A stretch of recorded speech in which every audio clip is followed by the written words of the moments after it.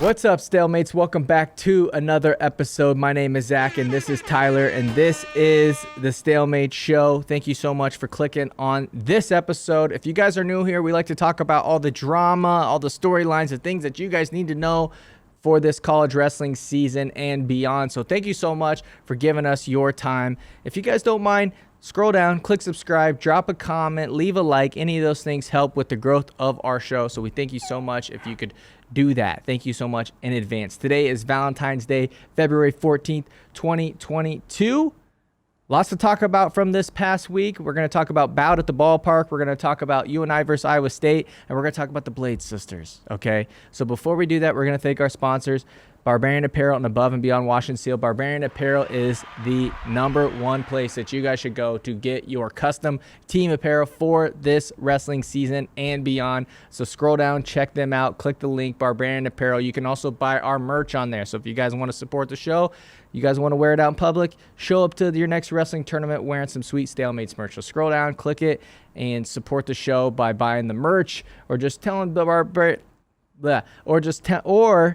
by telling Barbarian Apparel that you guys appreciate that they help us out. Also, we want to talk about Above and Beyond Wash and Seal. Trent Mashman at Above and Beyond Wash and Seal will hook you guys up with a sweet floor for whatever project you're working on. He did our podcast studio floor. It was looking janky. We called him up. He came and fixed us right up. So hit up Above and Beyond Wash and Seal if you're in Central Iowa and you need your floors done. All right. Not bad. Let's roll the intro.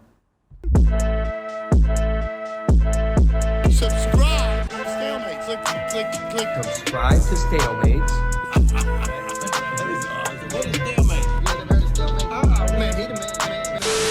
All right, guys, big week. We just wrapped up a big week. First of all, we are exhausted. Yesterday, we spent most of the day sleeping. The Super Bowl, I woke up, watched that. Other than that, I went back to bed. Friday night, we went to UNI versus Iowa State. That was awesome. We're going to talk about that. Then we hit a 5 a.m. flight that morning, then went to the dual meet at Bout at the Ballpark that night, and then flew out again Friday morning at 5 a.m. Just an absolute brutal travel schedule, but we did it all for you guys. I don't think we're going to have a Patreon-only episode dropping today. We are going to actually drop a vlog from that whole travel trip later on this week. Tyler's going to edit that, and hopefully he can get it up soon, right? Right. It'll be up sooner than you think. It's not going to be the end of the week, so I'll say that. All right, so we're going to have a Patreon-only vlog, travel vlog from our trip from Friday to Saturday to the end. So you guys will have to look for that. If you guys aren't Patreon members, you can subscribe by scrolling down, clicking the Patreon link, $3.99. You get bonus content, Street League. You guys know the deal. So far, we've been growing, and we've been retaining subscribers, so thank you so much for everybody who continues to support via the Patreon. All right, so Bout at the Ballpark was on Saturday night. It was between Iowa and Oklahoma State. They did it at their Texas Rangers Stadium, the Globe Life Field, the Globe Life Stadium, whatever you want to say. And I tried really hard at the beginning to support this venture. I like when wrestling gets creative. I don't think that we see that enough in our sport. And anybody who's willing to take a risk by throwing a huge event like this, between two schools who have a big popularity. Oklahoma State, they gave up their, I don't want to say rights or whatever. They gave up their rights to like having this at Gallagher Iowa Arena. Iowa fans showed up. They traveled from the great state of Iowa all the way down to Texas. So like a lot of risk was involved. And last week I said, shout out to USA Wrestling or whoever for really adjusting the plans, because things started to fall apart, right? And they still they sacked up and they actually made sure that this thing happened, right? So let's break down what actually went wrong with this event. And I'm going to give them their flowers first, and then I'm going to tell you guys why I think overall this thing kind of was a disaster. First, their flowers, right? Again, they took a risk. Oklahoma State, like I just said, they said, hey, we're okay with giving up our home duel and we'll do it in Texas for the betterment of the sport. The idea was that they were going to draw more fans from the state of Texas and kind of help build that scene. It's a scene of wrestling that I think is building. You got guys like Bo Nickel from Texas, Tamara Mensah-Stocks from Texas. So they're you're gaining some momentum growing wrestling in the South, right? If there's one place that I think can grow wrestling in the South, it's probably Texas, being so close to Oklahoma. AJ Ferrari being from Texas as well. Sorry, I knew I was forgetting one. And Kerrigan Cohen, too. Yeah, that was Tyler, by the way. He didn't want to show this camera on him when he said that. For real. Is he from Texas? I'm pretty sure he is. Don't quote me on it. I haven't paid attention to him for a while, but I think he's from Texas. Yeah, you used to be a big Kerrigan Cohen fan, didn't you? Yeah, I was intrigued anyway. We're just joking. Ty was never a Kerrigan Cohen fan. Jokes. All right. So, anyways, all those great people, minus Kerrigan Cohen, are from Texas. The scene's building. They're trying to throw this big event down there. Iowa, biggest fan base in wrestling. Oklahoma State, another top 5 fan base in wrestling. They combined it with Iran versus USA. The original idea was supposed to be that.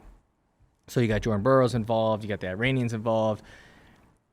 From the shock value, the sticker price, whatever you want to say, like the upfront reaction to this thing was like, this is awesome. I said right away, we're going. And, we were kind of like, we're going, we're not, we're going or not. And they were like, yes, we need to go. We need to go support something like this. You know what I mean? I feel like so many times in wrestling, we try to do these creative things and this and that, and a lot of people are so quick to kind of crap on why they think it's bad or why they think that it's not that cool of an idea or whatever, right? I generally don't like a lot of that negativity, and I know you guys might be calling me a hypocrite because by the end of this rant that I'm going to go on about Bout at the Ballpark, it's not going to sound so positive.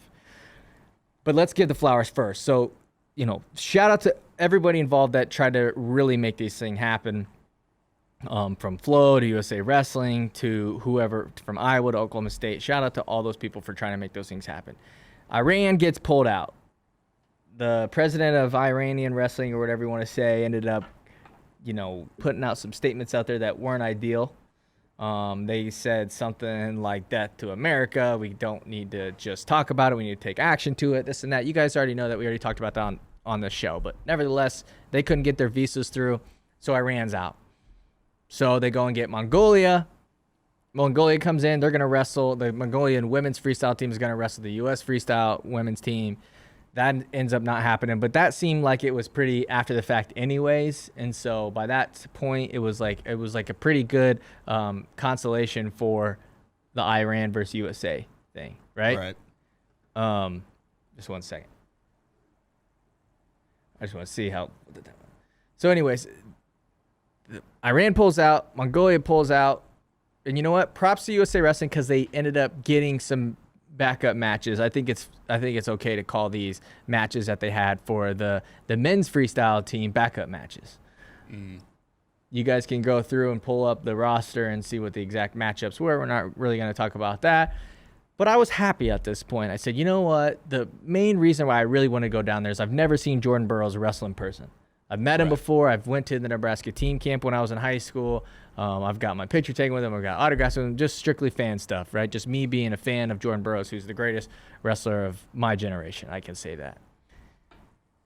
So I still was able to do that. They had him wrestle Nestor Toffer, and we're still able to do that. So we still bought the plane tickets. We go down there. And it's exciting stuff, and beforehand, it felt kind of like NCAA's-ish. They had a big press conference at this Texas Live Bar, which connected close to the stadium. There's all kinds of fans there. We're having a good time, this and that. At this point, I'm pretty bought in. I'm pretty excited about it. Yes, it sucked. Iran and Mongolia and everything, pulled out. Sucks that Spencer Lee got injured, he's been injured, but he's done for the year. So, when this thing was announced, we were envisioning we were going to have a Spencer Lee there. We're envisioning we're going to have an AJ Ferrari there. Mm-hmm. So all these things kind of kept happening to this event. And you can't knock whoever's in charge for these things, right? All those things are pretty uncontrollable from their point of view. Definitely. You can't stop injuries, car accidents, visas, whatever Mongolia's reason was. You can't stop that. So everything that I'm going to say that is, I'll just say negative about this event and why I'm not super pumped about it is the controllables, right? So I'm not going to knock them for these uncontrollables, right? You can't knock them. Just happens. And I'll actually give them credit for making some sort of matchup happen anyways. They gave Dangelo Hancock a big performance, and I actually thought that that was probably the match of the whole like freestyle. I know it's Greco, but the whole like non-college dual meet, like all Right. those, they had the women's, the men's, and then the Greco. That was probably the best one because it was the closest. There was at least points scored. And it still supplied like big throws. Yes. That people could get excited about. So I think Dangelo Hancock was the star of the show. And the matches that they replaced the Iranians and the Mongolians with it sucked. The product sucked. And again, I think that they just did something in general. And, you know, I'm not saying that those wrestlers sucked, but the matchups sucked, right? Mm-hmm. It felt to me like we were watching the Harlem Globetrotters. Right. Yeah. Majority of the international matches got over like in the first period by tech or something like that. And then, yeah, I was starting to feel kind of John DuPont-esque, like those pre-setup matches. It's not the case, but. What Tyler meant by that was like it felt fixed. Yeah. It felt fixed. Like you're going out there and we're just watching leg lace and takedown. Like that is not a product that you can sell to grow the wrestling scene in Texas.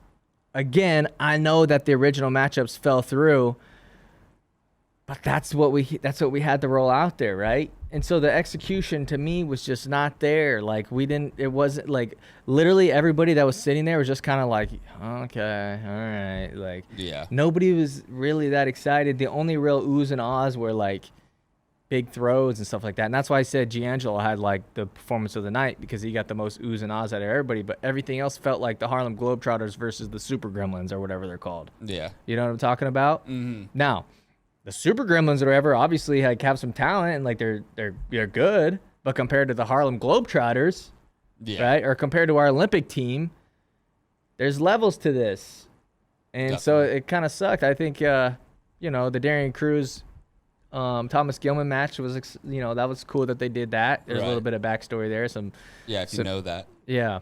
I was excited for the Mitch Feinsilver versus Jason Nolf match, but outside of most of those, it was like I don't really even know who a lot of these people are, and maybe that's a knock to me, but I think the general fan didn't really know who a lot of these people were, and again, I know everybody kind of backed out of this event and they had to get who they could get, but this isn't even the main thing of why I was annoyed, right? That's just like one little thing where it's like, okay, we're gonna try to get more international fans. We're rolling out the Super Gremlins versus the Harlem Globetrotters ain't it.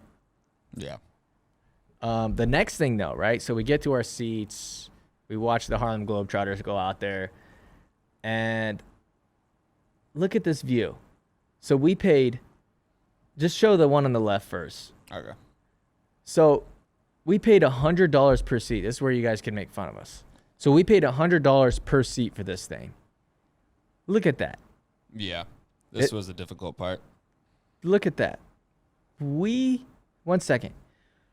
We woke up at 3 a.m. We got on a flight. We went all the way to Texas, drove to the hotel, walked to the bar, drank, had a good time, go to the venue. We paid for 4 tickets for $100 a piece. And look at what we got. Yeah. Now, I know what you're thinking. Oh, you paid $100. Why didn't you get floor seats? The floor seat people were complaining too because they put this thing on a stage.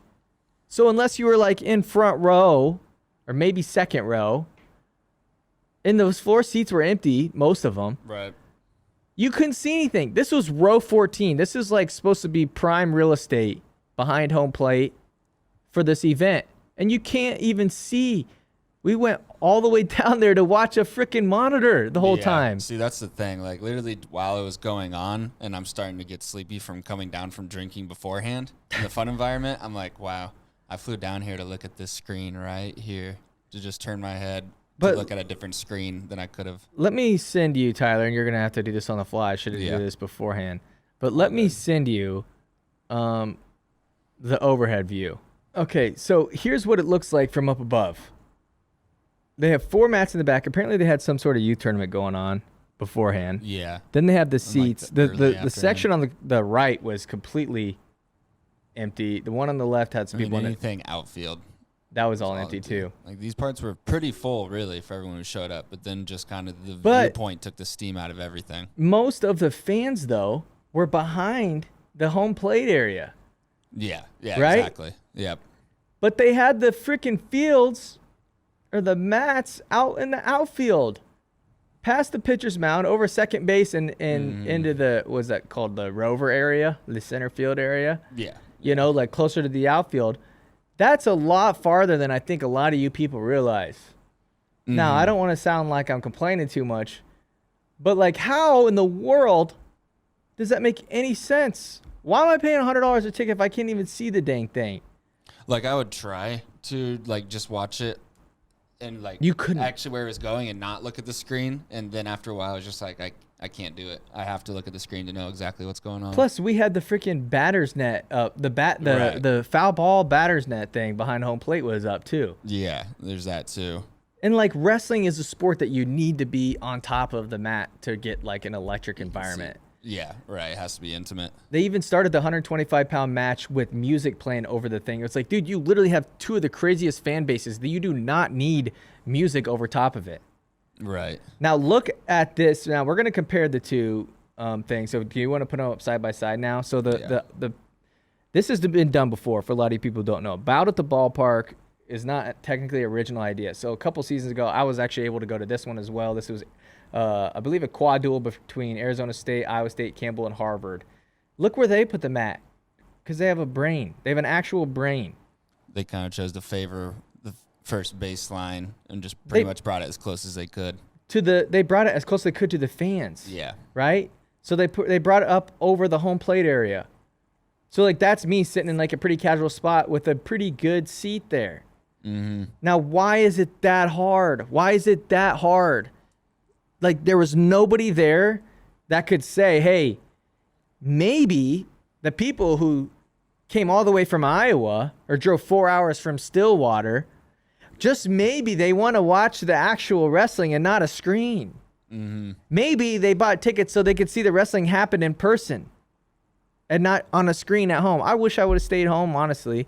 Other than meeting all the people that were I don't actually wish I would have stayed home, because we got to meet a lot of fans. We got to meet just a lot of other wrestling people and like it had live area before where we hung out before the duel started and people started conjugating. That was what really made the whole experience worth it, because that was so fun with that many people in there, and that place had a ton of energy beforehand. We should have just watched it in there. Really, yeah. Because then going into that spacious stadium and then kind of having to realize what the product you're getting is, you could kind of just feel the steam leaving everybody as it started going through the night. Right, and there was 12,000 people there. That's still a lot of people. Right. Like, obviously, they're not going to fill up every seat there. And, like, if they did have Iran, if they did have Mongolia, if AJ Ferrari was going to wrestle, if Spencer Lee was going to wrestle, like, yes, that 12,000 could have been 17,000. Maybe they added 5,000 more fans. I don't know.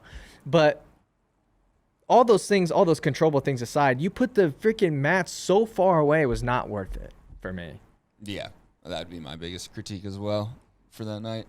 Otherwise, the effort was there. I think they should keep trying to like punch at it and get the right thing. But for this afterwards, it was kind of like, was that worth all that effort? Well, I think it really made me realize one thing. I was pretty pro on the side of the Minnesota Vikings stadium holding the NCAAs. Right, yeah. But then seeing how far away from the actual action you are, like, wrestling is a sport that you kind of need to be. You need to be there. That's why people like West Gym. You know what I mean? Yeah. That's why they like exactly. Carver, because Carver's like a huge crater. Like, there's really not a bad seat in Carver. That's why it does so well. Mm-hmm. You know, the McLeod Center's kind of built that way as well. Yeah. You need to be close, and they literally pushed it about as far away as you could be. Now, I don't know. I don't really think this is Flo's doing. I don't think this is USA Wrestling's doing. If it is, then you guys got to wear that glass slipper. But they did have this entertainment company, Rev Entertainment, that kind of put this whole thing together. And like, thankfully somebody like them did do that, and they did, like, you know, took the promotion side of things, but man, they screwed up by putting it so far away. Yeah. You know what I mean? And they had, I also don't understand, they put two mats out there. Well, the freestyle matches were side by side with the women's and the men's, but the matches were so lopsided, they didn't take very long. They just went through like that. For the world of me, I don't know why you had to have 6 mats out there. For the people saying, oh, it wouldn't fit if you did bring them up, a lot of those seats on the sides were empty, and they didn't utilize all 6 mats. Like, a lot of the times, it was pretty much just one mat going. Yep. Yeah, for sure. Another thing was they did not have the folk style circle up until later, right? Mm-hmm. Which they've already ran it. Flo, I don't know if that's Flo's doing or not, but Flo already ran into that trouble with the Michigan, Arizona State one. People kind of calling them out for using a smaller mat. Yeah, that's right. And then the day of the dual meet, they actually went and added a circle, an outside circle. Oh, I didn't even realize that. I remember seeing that pointed out beforehand. I never realized they corrected it. Yeah, they went and added a folk style circle. So the mat looked confusing and weird. Yeah. I don't really like to complain about a lot of this stuff, and I do like that they are taking risks like that, but this was such an obvious, like, just shoot yourself in the foot moment. I was on the airplane on the way back sitting next to some Hawkeye fans. I don't think they had any clue who I was. I'm sure they didn't. So I'm just listening to, like, an honest conversation about the wrestling, and they were like, no, it sucked that we're far away. Anybody that you talk to that went, like in our Discord, people are throwing up photos where they're sitting. You could not see. Mm-hmm. If you spent $250 for the floor tickets, you couldn't see. If you were in the ballpark where we were, which were like the expensive seats, you couldn't see. I don't know who saw this match. The people at home are the ones who won this whole thing. I heard positive things about the broadcast, actually. Really? I've seen some things today as I was looking through things prepping. Yeah, I think people did like the coverage that Flo did, and I saw some people complaining that their feeds were going out. I'm sure that's going to happen. I'm sure some of it's user error too. So I'm not putting, like, I don't know who to blame for this. Is it Rev Entertainment? Were they the ones who kind of put them, like, my biggest complaint was how far away the mat was. Mm-hmm. Were they the ones that did that? Was that Flo's suggestion? Was that USA Wrestling suggestion? I don't know. I'm sure I'll have somebody reach out mad that I'm saying something about it, but it's that part of the whole thing sucked. Yeah, definitely. I was still excited about all the international matches because I still wanted to see all those people in person, like Burroughs, Helen, all of them. Even if the matches were lopsided, that was still okay, but just the setup of it was pretty unforgivable. Yeah, and even me complaining about it, that's like a smaller complaint that I have about the whole thing. I'm glad, like I said, I'm glad that they found replacements because we were able to finally watch, some of these legends in person. But it was just annoying that we went all the way down there, and it was, it also didn't help that the duel wasn't really that close. The best match of the night was Mastro Giovanni and Ibarra, which was the first match of the night. So, like, that's another thing that kind of sucked, was like it started high, and then as it went on, it kind of sucked. But again, that's uncontrollable. Obvious. Some of these things are uncontrollable. Definitely. But the putting the mat where they did was so dumb. Show the Arizona State one again, if you don't mind. This is how it should have been done. This guy on the right. Look how much closer that was. See, this is like third baseline area. Same spot of seating beforehand, too. See, and imagine if they had 12,000 people at this. Yeah. Like, this looks pretty empty. It was. It wasn't that full. Right. But if they would have lit it, all they had to do was put the mat on home plate. Mm-hmm. That's all they had to do. Yeah. Yeah, live and learn, hopefully. All right, time to move on here. We got UNI versus Iowa State. We were able to go up there on Friday. I mean, that seems like an absolute eternity ago. I know. We got to eat at Peppers, which was pretty packed there, so we had to get our food to go. Otherwise, we were going to be late, but the food was good. Yeah. We get there, the McLeod Center. I think a lot of people were worried about the McLeod Center because they normally wrestle at West Gym, but due to some building code violations or something like that, and a mix with COVID, they're only... Actually, I don't even know if COVID has anything to do with it, but they're trying to get out of West Gym. The building needs serious updates, and they're going to wrestle, I think, in McLeod for at least the time being, for especially these bigger duels. Yeah. Iowa State ranked 5th, UNI a top 20 team. They both have like one leader, one big stud, Keck Eisen and Carr, but then the rest of the guys are just pretty solid top 20 guys. So the dual meet was going to be good in its own self. But mixing that with them going over to the McLeod and state rivalry, then they had the whole back and forth between Schwab and Dresser beforehand, where Dresser said that he was going to go panther hunting. Schwab said that he was going to break his hip. Just overall, a W for both schools. The dual meet ended up coming down to the very end. Came down to heavyweight, which was awesome. I remember talking to Schwab last week on our Patreon only episode, asking what weight they're going to start at. I was kind of hinting that I wanted to start at 184, but I think they got it right, starting at 125, because the 125 pound match was one of the marquee matchups. 184 towards the end. Then it comes down to heavyweight. Like if Iowa State wins, then they win the duel. If UNI wins, they win the duel. So the whole thing was just from front to end was 10x the bout at the ballpark. I'll just say that. But look at this video that I tweeted. This is the environment right before probably the peak of the duel, right? Yeah. The duel meets close. I think it might have been tied at this point. Keck Eisen, who's a superstar for UNI right now, versus Marcus Coleman, who's having a great year for the Iowa State Cyclones. They're about to go wrestle each other, and just check out this video.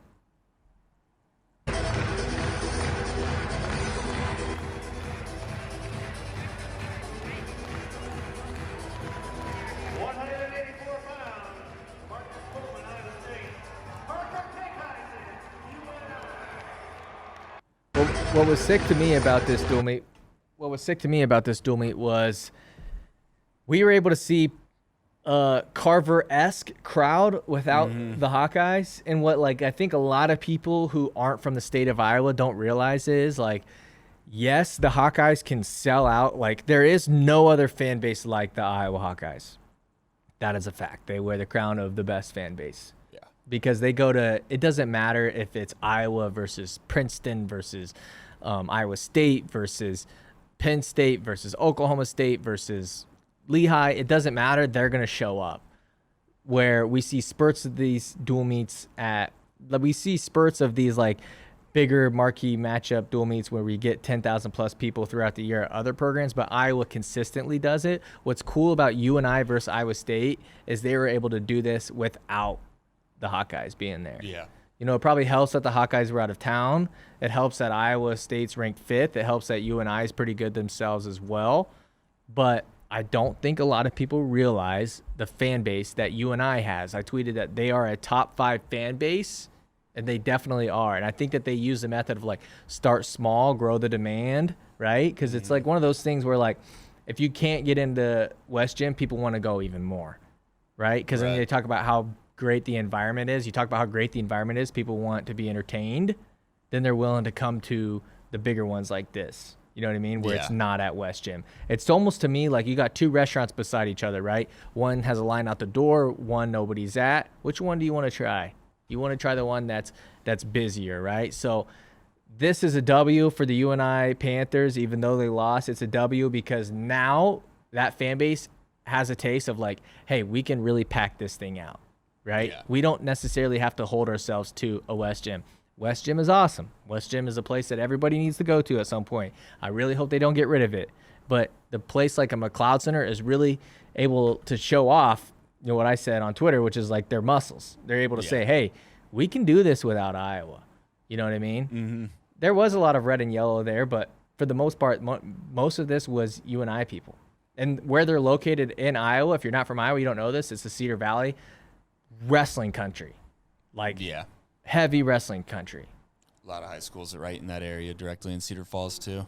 Yeah, and they gave out free tickets for the kids, whatever, which is cool. You see a lot of schools doing that, but it's just awesome to see that there's more than one university that can do this. Iowa State's had dual meets like this before. UNI's now having these kind of dual meets, and maybe they could have did it the whole time, and we just didn't know because there was always West Gym, but it was a W all around, at least for my opinion. What do you think? Yeah, I thought so too. I went to UNI for a very short time when I worked security there. And I never really thought much about McLeod Center. And then afterwards, I was McLeod Center, that whole setup, that was really similar to Carver. That was super fun. That was my first time going to UNI duel. It's almost like a smaller Carver. I think Carver's 15,000 and the McLeod is 7,000. Right. Yeah. See, they have floor. They have seating that goes all the way from flooring to top all the way around in Carver, and that's kind of the difference between these two places, but sort of a similar setup with how it's just all fanned straight down to the floor, and it was really cool. One thing I like about Schwab is he also is an entertainer as well, and Dresser is too. There was promotion behind this. You know what I mean? A lot of people don't like trash talk. They don't like drama. They think it's yawn, yawn, yawn. I sleep all day to those people, but that stuff sells. You know what I mean? Even though it was a friendly back and forth between Schwab and Dresser, it still got people talking about it. And that's all you really need. You need people talking about it. You need them to know about it in general. Right. And that's what they did. Yeah. Yeah, I thought it was promoted really well. W for both those schools. Okay, here, the Blades sisters is entertaining to talk about. So they, Kennedy Blades put out a tweet saying that she was going to announce where she was going to go to school, I think like an hour before the Iowa-Oklahoma State dual meet. Yep. So Bout at the Ballpark had all the eyes. They had the freestyle crowd. They had the college wrestling crowd. They had Iowa. They had Oklahoma State. And she's going to announce her big announcement like an hour before. This led a lot of people at the actual bar down there, the Texas Live bar, to think that she was going to go to Iowa, myself included. And she chose Arizona State. Yeah. And at first, I really didn't know how to feel about this, right? So she says, go ahead and read that. I'm excited to announce I'll be pursuing my Olympic wrestling dream at Sunkist Kids RTC while attending ASU. I'm beyond grateful for this opportunity. Thank you for all of my supporters and family for being with me since the beginning. Forks up, glory to God. Now, at first, I didn't know how to feel about this, right? Because it's like you're doing a college commitment to a school that doesn't have a sanctioned program. That's kind of, to me, I thought it was like a weird look. But then I started doing some more thinking, which I should probably do first before I talk. I started doing some more thinking, and I actually think that it's pretty genius. Mm-hmm. Because she's going to get the best of both worlds now. So she just tied herself to a university, right? So you get that university fan base behind you. I think a lot of these girls, they train at these universities, but they don't actually rep the individual university, where this girl is like saying like, hey, I'm committing to Arizona State via the Sunkist Kids. If she would have just came out and said, I'm going to the Sunkist Kids, it's probably not going to have nearly as big of a footprint as her saying like, hey, I'm going to Arizona State. I'll be wrestling for the Sunkist Kids, but I'll be attending Arizona State. Yeah. So she kind of had this rollout like she's going to go to an Iowa or another, Division I school. But she's like, hey, I'm going to wrestle the style of wrestling that I want to do. And I'm not going to have to deal with like the NCAA's rules and regulations and this and that. So she's getting best of both worlds. Definitely. And I think it could change things in the grand scheme of things. It could change things when it comes to like, not just the girls, but the boys as well, right? Like we've seen guys say, hey, I'm not going to go the college route and I'm going to just train for the Olympics, whether that's Greco, whether that's freestyle, right? I think it could happen now. Imagine you're saying, hey, I'm committing to the Iowa Hawkeyes, but I'm only going to wrestle in the Hawkeye Wrestling Club. I'm not actually going to wrestle for the Hawks, but I'm getting my school paid for and I'm going to train for Iowa. Iowa gets, they get a good guy in the room. They get a representative maybe one day if that kid makes the Olympics or this or that. But they're tying themselves to the fan base, which is where the money is, right? Yeah. That's where like the support comes from. Like look at somebody like Iowa. Like those people are Iowa Hawkeye fans. They're not necessarily pure wrestling fans, but they're just Iowa Hawkeye fans, which is super smart. It's awesome, right? So Kennedy, not only is she saying, hey, I'm not going to play by the NCAA's rules and regulations and yada, yada, yada. I'm going to go do my own thing, but I'm going to tie myself to this university's fan base, and I'm going to be able to do what I want via the Sunkist Kids. So I'm assuming she would rather wrestle freestyle. She doesn't want to go do folk style.